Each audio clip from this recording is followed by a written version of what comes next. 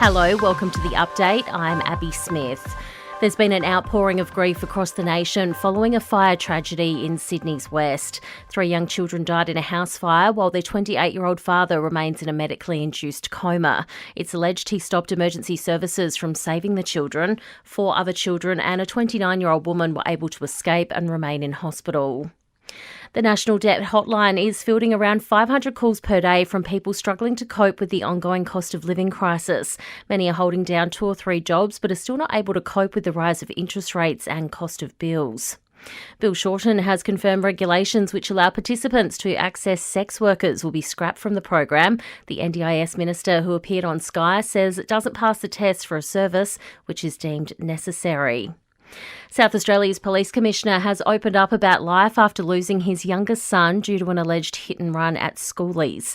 Grant and Emma Stevens say the loss of Charlie, their 18-year-old son, has forever changed their family. We're trying really hard to get on with life, but there's always this sense of not having Charlie. There's a gap. That audio from 60 Minutes. Overseas, US President Joe Biden has continued campaigning in Pennsylvania as the Democrats discussed his candidacy following his disastrous debate performance. Biden has vowed to stay in the race for the White House. And the Oscar-winning producer behind Titanic, Avatar and its sequel The Way of Water has died at the age of 63 after a year-long battle with cancer. John Landau is being hailed as a visionary. Entertainment and sport next.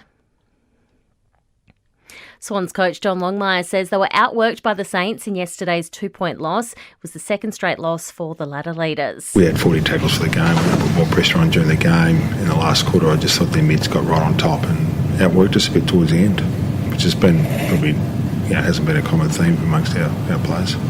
In yesterday's other games, there were wins to Melbourne over West Coast, while Brisbane were too good for Adelaide. In tennis, Alex de Minaur is in a round of 16 action tonight at Wimbledon. He's up against Frenchman Arthur Fils for a spot in the quarterfinals. And in motor racing, Melbourne's Oscar Piastri has just missed out on a podium finish at the British Grand Prix. He finished 4th, with Lewis Hamilton for Mercedes taking the checkered flag ahead of Max Verstappen and Lando Norris.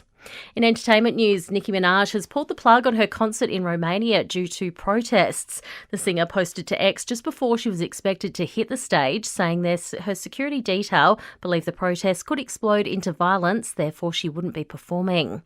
It was an emotional night in Amsterdam for Travis Kelce and Taylor Swift. The singer belted out Mary's song, which contains the lyrics, "I'll be 87, you'll be 89, and I'll still be looking at you like the star that shines in the sky." The two locking eyes as Swift sung, and Kelce seen wiping tears from his face. And from Barbie to Baby, actress Margot Robbie and her husband are expecting their first child together.